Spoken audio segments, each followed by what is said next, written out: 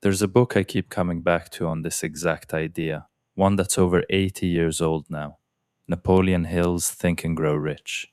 And what's funny is, everyone remembers the title and assumes it's about hustling harder for a bigger number. It isn't.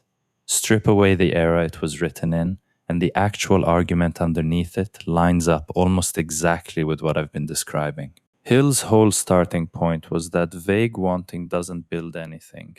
Wishing you had more money, in a general foggy way, goes nowhere. What moves things is picking one clear aim and actually deciding on it. Not, I'd like to be comfortable someday, but something specific enough you could explain it in a sentence. I didn't get anywhere until I stopped floating and actually named, in plain terms, what a good week and a good year looked like for me.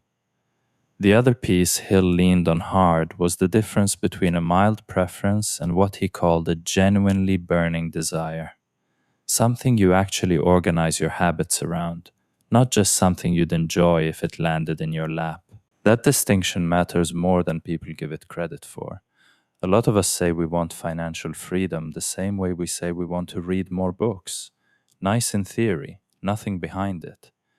The version that actually reshapes a life is the one specific enough and wanted enough that it starts quietly editing your daily decisions without you forcing it. Hill also talked a lot about surrounding yourself with the right minds, what he called a mastermind, a small group of people thinking at the level you're trying to reach, rather than people who'll happily talk you back down to average.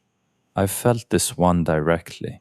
The pace of your own thinking tends to match the room you're usually sitting in. Slow, anxious, scarcity-driven conversations pull you towards slow, anxious, scarcity-driven decisions.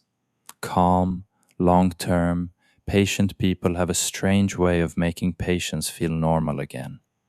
And the last piece worth pulling out is persistence, not motivation, not a burst of intensity for a week, and then nothing. Hill was pretty blunt that most people quit right before the compounding part actually starts to show, because the early stretch of any slow, boring system looks identical to a system that's failing. The monthly investing, the steady habits, the unglamorous version of building something. None of it looks like progress for a long while. Then, quite suddenly, it does. The only way to be there when it turns is to still be doing it when it wasn't paying off yet. What strikes me is that none of this is new information dressed up. It's the same foundation-first idea, just written down before either of us got here. Mindset, clarity of purpose, the right company, and sticking with it past the boring part. That was the formula in 1937, and it's still the formula now. Money didn't get more complicated. We just got better at forgetting the basics. So that's the life I'm actually building now. One where money isn't the source of stress, where I'm not working myself into the ground, where I have room to take care of myself, grow at a reasonable pace, and not lean on one single source of income. Where I can live simply.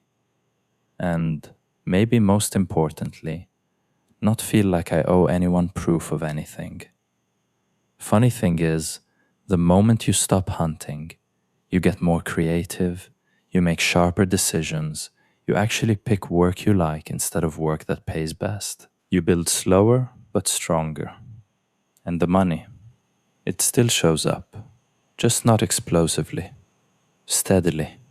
Money's a tool. Mindset's the foundation. Freedom's the actual goal.